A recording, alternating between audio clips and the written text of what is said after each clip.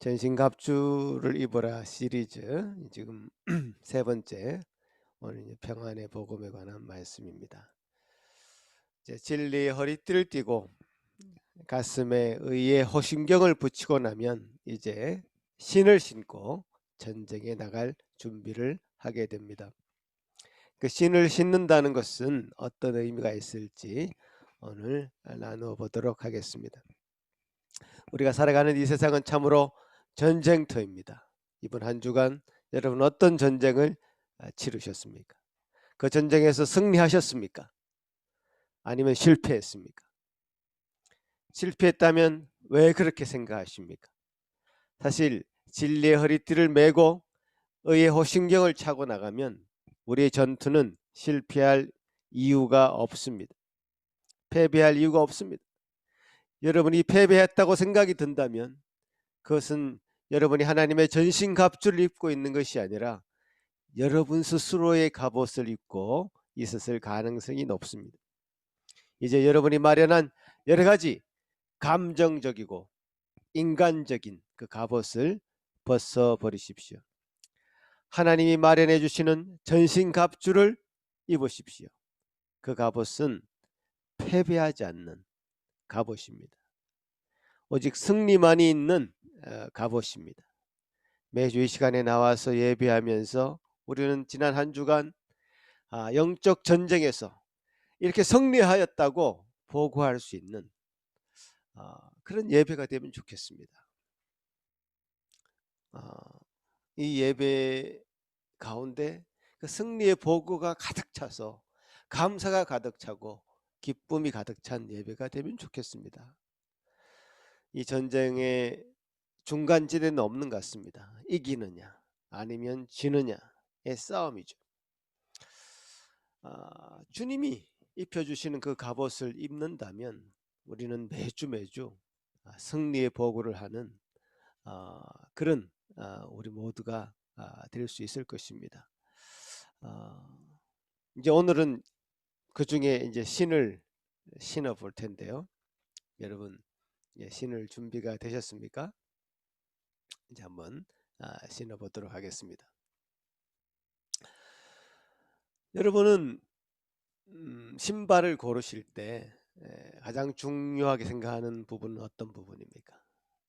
저는 뭐니 해도 신발은 잘 맞아야 좋습니다. 편안해야 좋다는 거죠. 제 발볼이 조금 넓은 것 같습니다. 그래서 유명 브랜드 신발은 잘 안 맞습니다. 편안하지 않더라고요. 그래서 편안한 거, 브랜드를 보기보다는 잘 맞는 거, 그걸 찾게 되죠. 그리고 그 신발은 용도에 맞아야 됩니다. 축구화, 러닝화, 볼링화, 야구화, 등산화, 골프화, 뭐 양복에 맞춰서 입는 구두가 있을 수 있고요. 캐주얼 복장에 맞는 단화가 있을 수 있고요. 일할 때 신는 작업화가 있을 수 있죠. 이렇게 신을 때는 그 용도가 있습니다. 용도에 맞게 신는 이유가 있죠.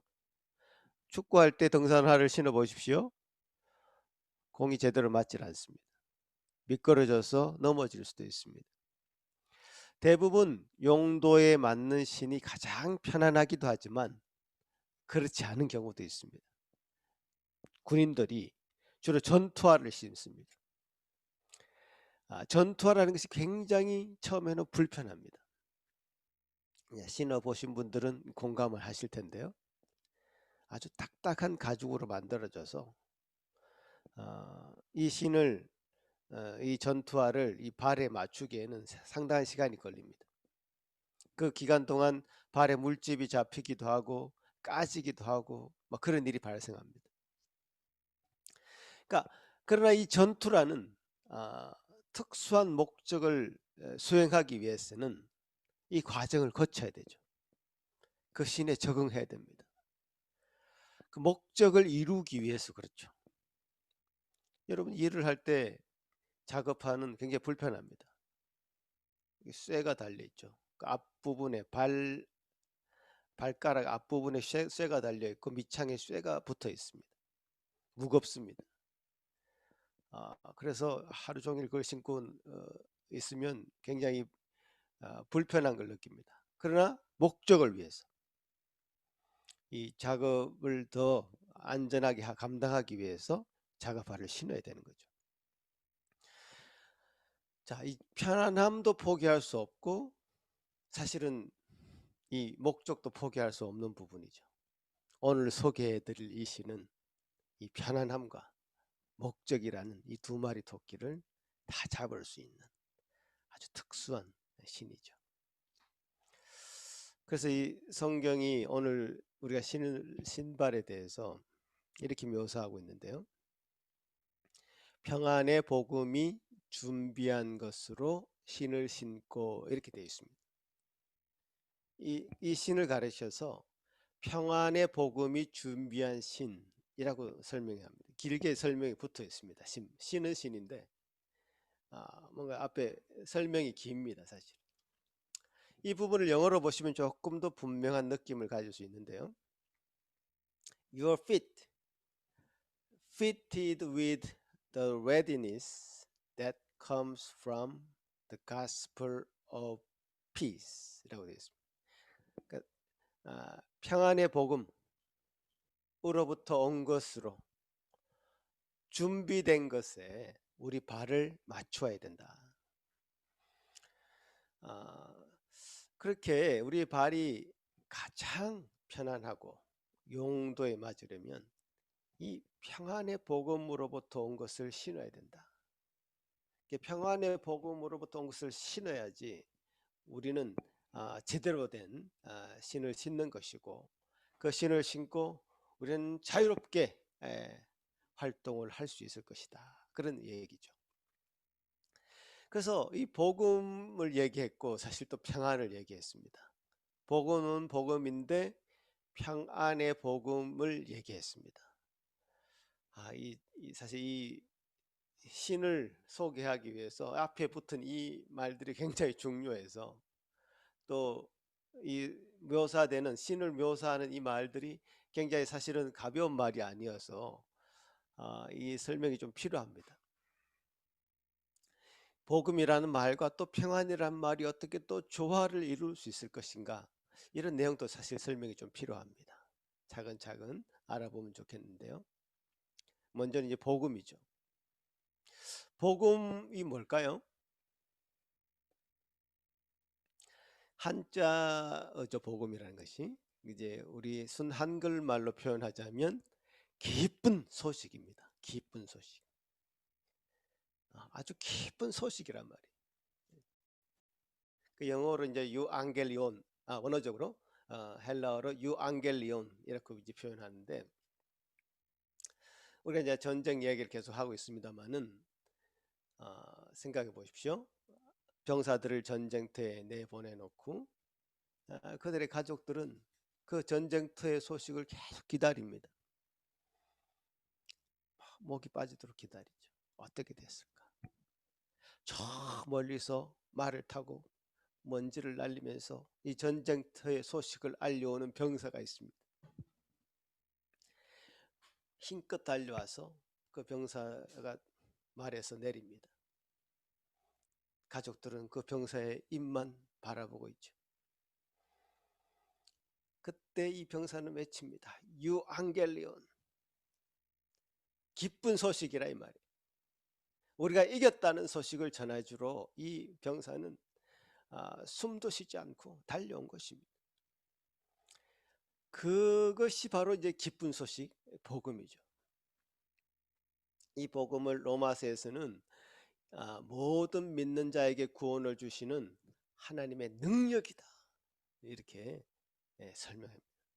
그러니까 복음은 모든 믿는 자들에게 구원이라는 그 기쁜 소식을 알려주는 것이 복음이라는 것이죠. 구원이라는 큰 선물을 안겨주는 것이 이제 복음인 것이죠. 그러니까 구원이라는 큰 선물이 담겨 있는데 기쁘지 않을 수가 없는 것이다. 마치 전장터에서 승리했고 우리 아들이 살아서 돌아온다는 소식을 들었을 때의 그 감격으로 구원의 소식을 들었을 때는 눈물을 흘리고 누구라도 옆에 있으면 얼싸안고 소리를 지르면서 그 기쁨을 표시할 것입니다. 여러분, 그런 느낌이 언제 그런 큰 기쁨을 느꼈는지, 예, 뭐 한번 제가 예전에 얘기를 해보라 했을 때 어떤 분들은 이민 도장을 받았을 때, 랜딩 도장을 받았을 때, 그럴 때 정말 그 기쁜 소식처럼 그것을 들었다는 얘기를 누가 하셨습니다. 실제로 그렇죠. 저희 형님 가정도 여기 제가 있는 서리에서 랜딩 도장을 받으셨는데 정말 우시더라고요. 가족들이 부둥켜 안고 우시더라고요. 그 소식은 참 말할 수 없는 기쁨이고 감격이죠. 그 예수님께서 우리에게 주시는 이 복음, 참 기쁜 소식, 구원의 그 소식, 여러분에게는 어떻게 들리십니까? 정말 기쁘십니까? 아니면 혹시 그렇게 기쁘지는 않으십니까? 구원이라는 것은 참으로 우리 스스로는 얻을 수 없는 어떤 집단을 통해서도 얻을 수 있는 것이 아니라 어떤 이슬람교처럼 알라의 엄격한 계율을 지키면 형벌을 겨우 피할 수 있는 그런 것이 아니라 어떤 수련이나 수행을 통해서 내가 얻어낼 수 있는 그런 것이 아니라 성경은 그 구원이 우리에게서는 출발하는 것이 아니다. 분명히 못을 박습니다. 우리 스스로는 우리 죄에서 벗어날 수 없는 그런 존재라는 것을 성경은 분명히 얘기하고 우리 인류는 죄의 수렁에서 스스로는 절대로 빠져나올 수 없음을 말씀하고 있습니다. 여러분 믿는 가정에서 어떤 집단에서 소속되어 있기 때문에 나는 저절로 구원받습니까? 아니죠. 엄격한 계율을 지키고 수행을 통해서 구원을 얻어낼 수 있습니까? 절대로 아니라고 성경은 말씀하고 있습니다. 사도행전 4장 12절에서는 다른 이로서는 구원을 얻을 수 없나니 천하 구원을 얻을 만한 다른 이름을 우리에게 주신 일이 없다라고 못 박아서 얘기하고 있죠. 아멘이십니까? 아멘. 그 구원의 놀라운 소식은 참 우리 모두가 기뻐서 감사해서 받을 만한 그런 복된 소식입니다. 기쁜 소식입니다. 예수 그리스도께서 우리에게 베푸시는 그 구원이 사실 복음이죠. 근데 이 예수님의 복음에는 특징이 있습니다. 예수님의 이 복음에는 특징이 있는데 바로 이 평안이라는 특징이죠. 로마서 5장 1절에는 이렇게 말씀하십니다. 로마서 5장 1절 그러므로 우리가 믿음으로 의롭다함을 받았으니 우리 주 예수 그리스도로 말미암아 하나님과 화평을 누리자. 의롭다함을 받았다는 것. 그러니까 우리가 믿음으로 의롭다함을 받는다는 것. 뭐 쉽게 말하자면 우리가 구원을 받는다는 것이죠. 구원을 받아서 하나님의 자녀가 된다는 뜻이죠. 구원을 받아서 하나님의 자녀가 된다는 것은 하나님과의 화평을 누리게 되는 결과를 얻게 됩니다. 이 복음의 결과는 하나님의 화평으로 주어집니다. 하나님과의 화평. 우리의 구원자이신 예수 그리스도께서는 우리에게 구원의 선물을 주셨는데 그 선물의 포장지를 딱 열어보니까 평안이라는 화평이라는 선물이 포장되어 있었던 겁니다. 구원의 대가로 주어지는 이 평안은 이 세상이 주는 평안과 비교할 수 없는 것이었습니다. 그래서 예수님은 이렇게 말씀하셨던 것 같습니다. 요한복음 4장 27절 말씀. 요한복음 4장 27절 말씀. 평안을 너희에게 끼치노니 곧 나의 평안을 너희에게 주노라. 내가 너희에게 주는 것은 세상이 주는 것 같지 아니하니라. 너희는 마음에 근심도 말고 두려워하지도 말라라고 말씀하셨습니다. 이 세상이 우리에게 주는 것은 근심 걱정입니다. 그러나 복음은 우리에게 평안을 선물로 주십니다. 이 세상이 아무리 흔들어도 우리는 주님이 주시는 평안으로 그 상황을 견딜 수 있습니다. 복음으로 우리는 구원을 얻었을 뿐만 아니라 평안함이라는 선물도 함께 받았습니다. 저는 이게 두 마리 토끼라고 생각합니다. 구원이라는 목적도 이루었고요, 평안함이라는 선물도 받았습니다. 여러분 중에 구원은 얻었지만 마음에 평안함이 없는 분이 계십니까 혹시?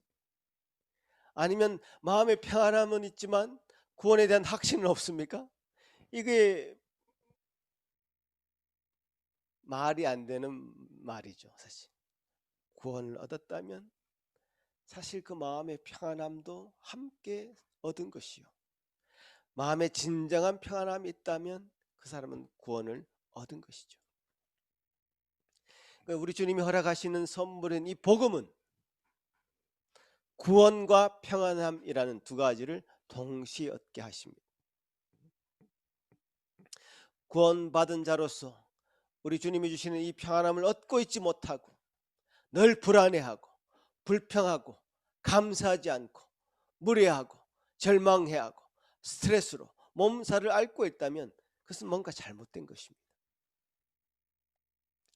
사도 바울의 말씀처럼 평안이 없는 그리스도인들은 그리스도 없이 살아가는 어떤 사람들보다 불쌍한 사람일 수 있습니다. 우리 주님이 유일하신 구원자시고 동시에 그분은 우리의 유일한 위로자이십니다.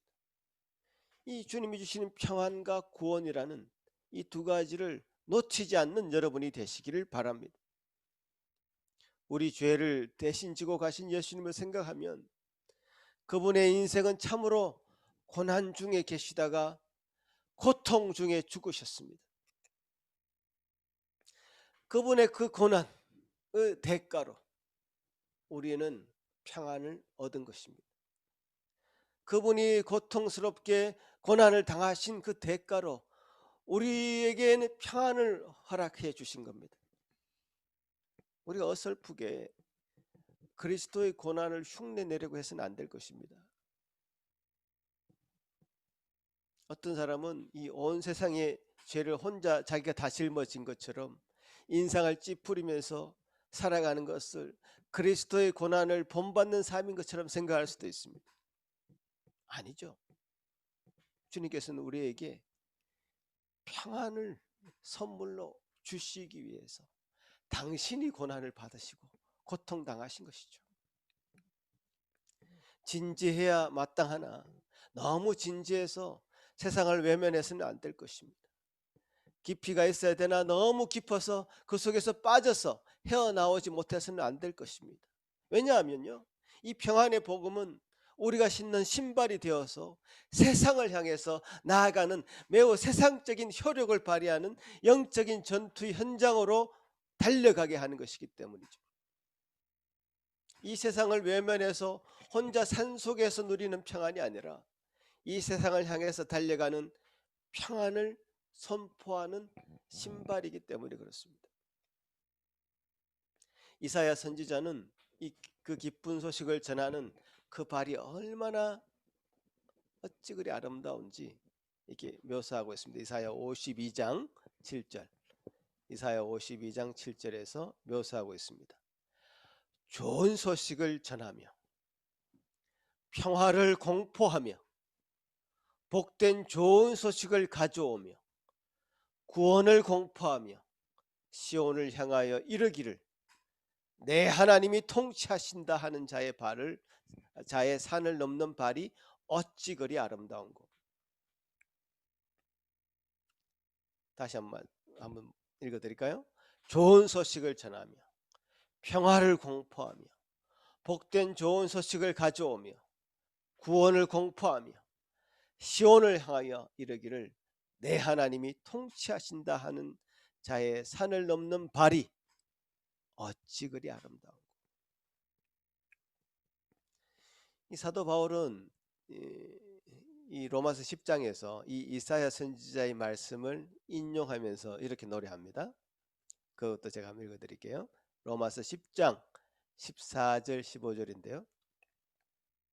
그런즉 저희가 믿지 아니하는 자를 어찌 부르리요? 듣지도 못한 이를 어찌 믿으리요? 전파하는 자가 없이 어찌 들으리요? 보내심을 받지 아니하였으면 어찌 전파하리요? 기록된 바 아름답도다 좋은 소식을 전하는 자들의 발이여 함과 같으니라. 복된 소식을 전하는 그 발에 방점을 찍고 있죠. 그러니까 이 평안의 복음이 준비한 것으로 신발을 직접 신고 살아가는 영적 전투의 일선에 선 그리스도인의 모습은 과연 어떤 모습일까? 굉장히 이 신발을 신는다는 것, 분명한 그 액션, 행동을 의미하는 단어일 것입니다. 신발을 신고 집에 머무르려고 신발을, 뭐 다른 용도의 신발을 신겠지만 집에 머무르려고 신발 신는 건 아니죠. 전투하기 위해서, 달려나가기 위해서, 어디든지 자유롭게 가기 위해서 신발을 신는 것 아니겠습니까? 저는 두 가지의 어떤 모습이 있다고 생각합니다. 첫 번째는 복음을 직접 전달하는 일을 감당해야 하는 복음 전도자이죠. 그렇습니다. 기쁜 소식을 전하기 위해서는 누군가는 산을 넘어야 했던 것이죠. 그 영적 전쟁에서 승리하기 위해서 의의 호신경이 매우 방어적인 측면에서 매우 중요한 것이었다면, 그죠? 신을 신는다는 것, 방어적이기보다는 매우 적극적이고 활동적인 측면을 강조하고 있습니다. 그 산을 넘는 행위, 이거 얼마나 적극적인 행위입니까? 여러분 최근에 산에 가보신 분이 얼마나 되십니까? 산에 가면 쉴 새 없이 움직여야 됩니다. 물론 잠시 쉴 수도 있지만 계속 머무를 수는 없습니다. 어떤 위험도 도사리고 있습니다. 집에 가만히 있으면 그 위험을 맞이하지 않아도 되지만 산에 가게 되면 맞이하게 되는 짐승의 위험, 돌뿌리의 위험, 나무 뿌리에 걸리는 위험, 심지어 어떤 절벽에서 떨어지는 그 위험에 노출되게 됩니다. 사도 바울은 얼마나 많은 고난을 겪으면서 스스로 이 복음 전도자의 사명을 감당했습니까? 스스로가 그 정말 평안의 복음이 준비된 신을 신고 얼마나 돌아다녔습니까? 얼마나 여행했습니까? 그는 그가 당한 그 위험을 이렇게 묘사했습니다. 여러 번 여행하면서 강의 위험과 강도의 위험과 동족의 위험과 이방인의 위험과 시내의 위험과 광야의 위험과 바다의 위험과 거짓 형제 중의 위험을 당하였다고 고백했습니다. 그러니까 복음을 전하게 되는 그것 자체가 어쩌면 위험에 스스로 들어가는 일이다, 그런 생각이 듭니다. 사도 바울 시대에는 어떤 물리적인, 그죠? 물리적인 위험이 도사리고 있었다면 오늘날은 어떤 신체적인 위협을 가하지는 않겠지만 지역에 따라 다르긴 하지만 현대 우리가 살아가고 있는 이 땅에서의 상황을 보면 세계관적인 충돌이 반드시 일어납니다. 어떤 사람도 자기만의 세계관을 가지고 살아가고 있거든요. 근데 이 복음을 전한다는 것은 그 사람이 가지고 있는 기존의 세계관과 이 복음은 반드시 쨍하고 충돌을 일으키게 됩니다. 그러니까 이 복음 전도를 하게 되면 문화 충돌, 세계관 충돌이 일어나죠. 복음을 전해 듣는 이 대상이 순수히 복음을 받아들이면 감사하겠습니다마는, 만약에 그렇지 않다면 그 세계관의 충돌로 인해서 매우 막대한 대가를 치르게 됩니다. 선교지에서는 선교사들이 목숨을 잃는 경우가 종종 있습니다. 믿는다는 이유로 가족들로부터 살해를 당한 신자들도 있었습니다. 종교의 자유가 있는 민주국가에서도 복음을 전하는 그 과정에서 많은 대가를 치르게 됩니다. 복음을 전하는 그 대상이 어떤 나를 모르는 대상인 경우에는 그 충돌이 일어나더라도 그 자리를 벗어나면 됩니다. 하지만 복음을 전하는 그 대상이 아는 사람, 지인인 경우에, 친구일 경우에 그 복음을 받아들이지 않게 되면 그때는 그 대가를 가혹하게 치를 준비를 해야 됩니다. 관계가 깨어질 것을 각오를 하고 어떨 때는 복음을 전해야 된단 말이에요. 그러니까 그런 위험이 사실 도사리고 있습니다. 그 위험 가운데 사도 바울은 스스로 그 위험 가운데 스스로 들어갔고요.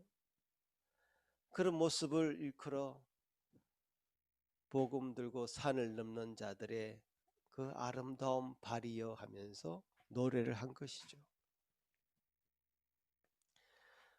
그 두 번째는 이런 의미도 있다고 생각합니다. 평안히 복음이 준비된 것으로 신을 신는다고 했을 때 이 복음을 들고 산을 넘는다 라는 말과 연관해서 묵상을 하면서 우리 이 산을 넘는 복음 전도자의 이 삶 자체를 우리 인생에 적용할 수 있을 것 같습니다. 우리 인생은 그야말로 산을 넘는 인생인 거죠. 우리가 넘는 산이 높을 수도 있고 낮을 수도 있습니다. 참 다양한 인생의 산을 넘으면서 그 넘는 산 굽이 그 상황들을 복음으로 해석해가면서 살아가는 그 그리스도인의 모습을 상상해 보시기 바랍니다. 작은 산을 넘으면 그것이 끝이 아니라 더 높은 산이 눈앞에 펼쳐져 있는 것이 우리의 인생인 것이죠.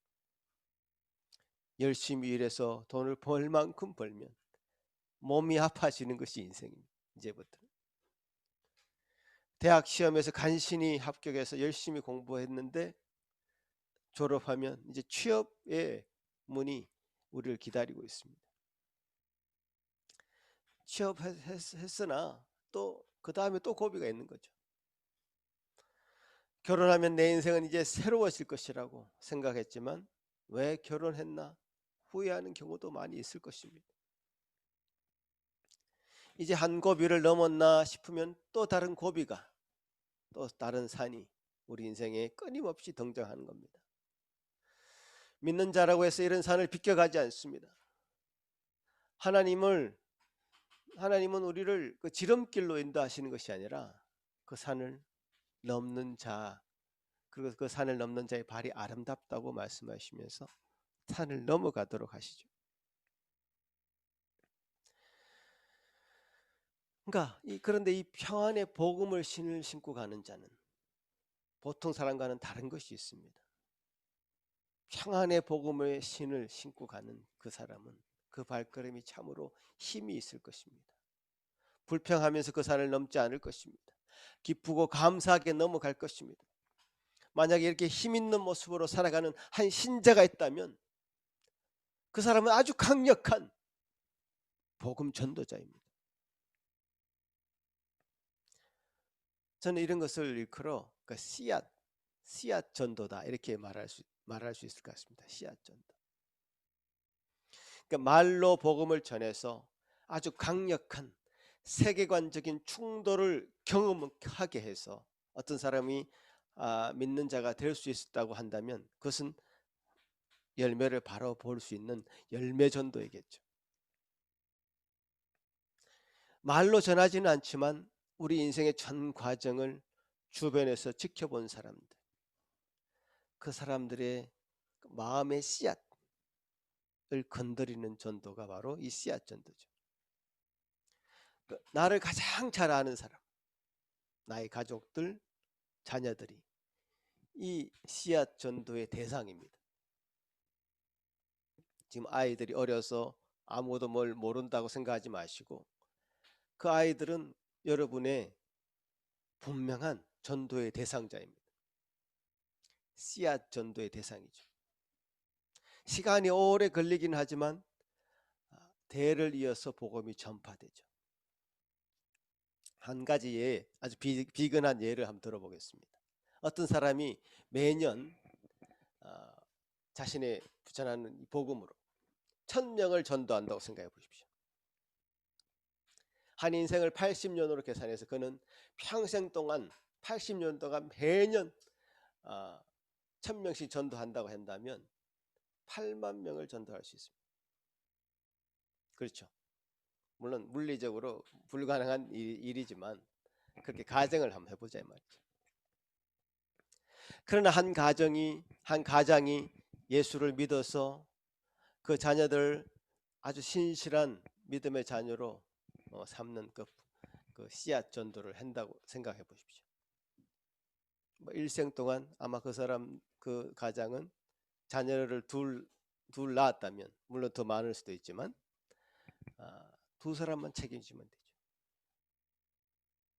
자기 자녀 한 인생을 바꾸는 그 일에 예를 들어서 약 30년 정도 한 세대를 우리가 30년 정도로 가정해 본다면 계산해 본다면 30년 정도가 한 20번 정도 지나면 600년이 지나죠. 그 20세대가 계속해서 그 씨앗 전도를 했다고 생각해 보십시오. 그 600년이 길어 보이지만요. 예수님이 지금 이 땅에 오신 지 2000년이 넘었습니다. 길지 않은 시간입니다, 사실은. 근데 그 600년 기간 동안 그렇게 계산해 보면 여러분 일을 그렇게 한번 곱해 보십시오. 100만이 넘습니다. 그 다음 또 한 세대가 지나면 200만이 넘습니다. 그 다음에 또 한 세대가 지나면 400만이 넘어갑니다. 이건 기하급수적으로 늘어가죠. 저는 이것이 뿌리 전도의 강력함인 것 같습니다. 씨앗 전도의 강력함. 저는 이 복음을 전함에 있어서 이 두 가지는 다 유용한 것 같습니다. 그러나 제가 말씀드리고 싶은 것은 이 씨앗 전도를 결코 소홀하게 여겨서는 안 된다. 왜냐하면 이 세월이 많이 걸리는 일이라 앞으로 우리 후손이 어떻게 될지 모르는 일이라 소홀하게 생각할 수도 있습니다. 절대로 소홀하게 여겨서는 안 됩니다. 하나님의 역사는 그렇게 지금까지 수천 년 동안 흘러왔고요. 앞으로 그렇게 흘러갈 것입니다. 결론을 맺겠습니다. 평안의 복음으로 무장된 신을 신는 것으로 우리는 이 영적 전쟁에서 매우 효과적인 싸움을 할 수 있습니다. 이 신은 굉장히 우리에게 평안을 허락합니다. 하나님과의 그 화평을 누리게 되죠. 그 하나님과의 화평을 누린다는 것은 어떤 1.1획도 하나님과의 나와의 관계 속에서 절대 평안을 얻게 되는 것이죠. 정말 마음의 평안을 가지고 이 세상에서 어떤 일을 감당하더라도 어떤 산을 넘더라도 어떤 어려움을 겪더라도 그 평안이 깨지지 않는다면 우리는 갈 수 있습니다. 사도 바울이 갔던 그 길 우리도 사실 갈 수 있습니다. 예수님이 그 지고 가셨던 그 십자가 우리 질 수 있습니다. 예수님이 당하셨던 그 고난 다 당할 수 있습니다. 하나님과의 그 화평이 전제된다면 우리 마음의 평안을 잃어버리면요 우리는 악한 자의 그 유혹에 쉽게 넘어갑니다.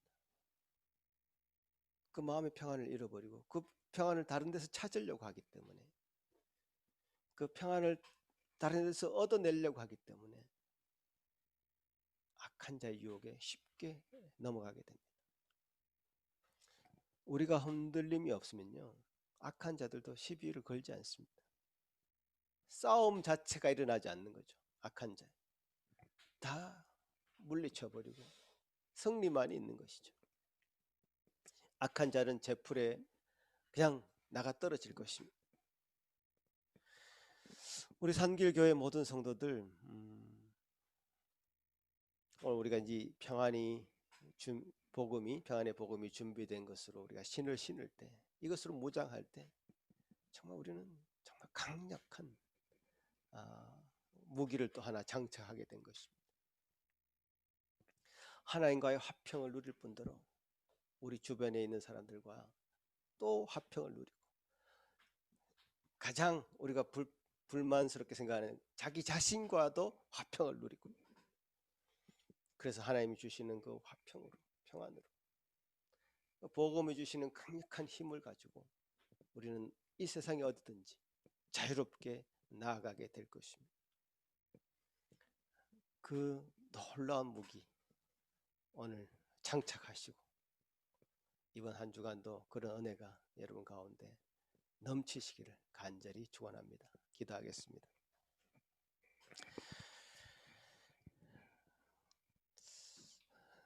고마우신 주님, 참 감사합니다. 참 이래저래 이 세상은 많이 흔들리고 있습니다. 흔들리는 이 세상을 따라 우리 마음도 우리 생각도 참 흔들리고 힘들어지게 되는 이 시기입니다. 우리가 나이 듦에 따라 또 여러 가지 새로운 환경과 상황을 맞이하면서 따라 우리 마음도 참 약해지고 어려지고 참 여러 가지 두려움에 우리 몸서리를 칠 때도 있습니다. 불안함으로 우리 마음에 기댈 데가 없어서 다른 어떤 쾌락을 쫓아갈 때도 있습니다. 주님이여 도와주셔서 참으로 평안의 복음이 우리에게 주는 놀라운 선물 다 받고 누리게 하시고, 그 평안으로 어떤 것에도 흔들리지 않는 우리 모든 예수산길교회 성도들 될 수 있도록 주님 도와주시고, 이 시간 성령으로 그 모든 마음을 주장하여 주시옵기를 간절히 바라오며 예수님 이름으로 기도하옵나이다. 아멘.